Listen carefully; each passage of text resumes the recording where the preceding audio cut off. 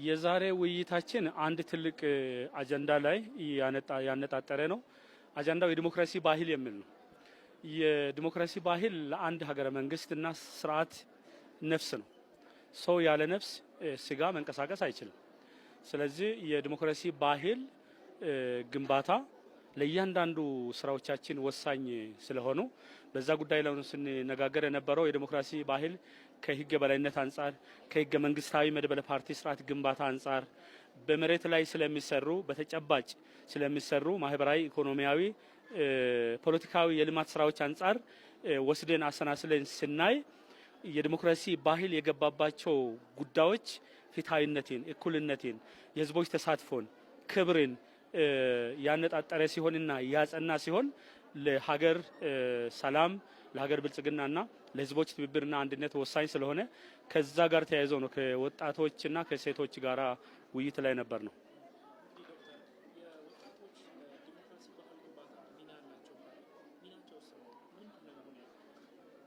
ከሚናቸው በፊት ወሳኝ ብያኔ ላንሳ።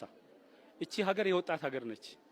እቺ ሀገር የወጣት ሀገር ነበረች፣ የወጣት ሀገር ነች። የወጣት ሀገር ሆና ነው ወጣት ነው ሀገር የሚሰራ መቼም በየትኛውም ዘመን በየትኛውም ስርዓት ውስጥ። ስለዚህ ወጣት በአንድ በኩል አባቶቹ ያኖሩለትን ያስቀመጡለትን ወረቶችን በዛ ላይ ይገነባል፣ በሌላ በኩል ደግሞ አዳዲስ ድሎችን ያመነጫል።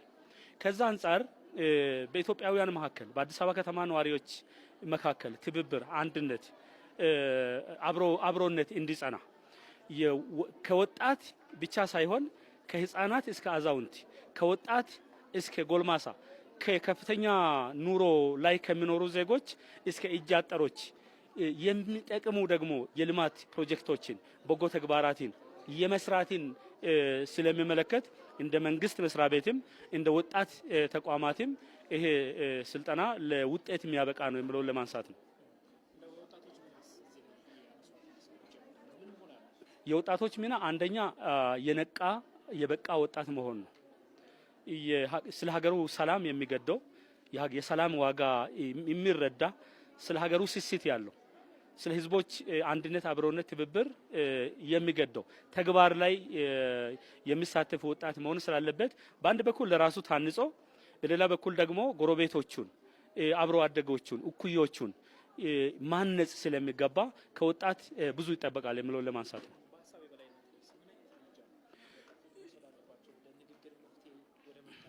ከሌላው ካደገ በዲሞክራሲ በጣም ብዙ እርምጃ ወደፊት ከሄደው ዓለም እኛን የሚለየን የአፍሪካ ሀገራትን በአጠቃላይ ልል እችላለሁ። የተወሰኑ ሻል ያሉ አሉ። የሚለየን እኛ በሐሳብ ልዕልና ያለማመን ችግር ነው። የሐሳብ ያድናል፣ ሐሳብ ይገላል። ስለዚህ ሰላምን ለመምረጥም ልማትን ለመስራትም ሐሳብን መምረጥ ነው አንድ ከሐሳብ አንፃር። ሁለተኛ አውድን መምረጥ ነው።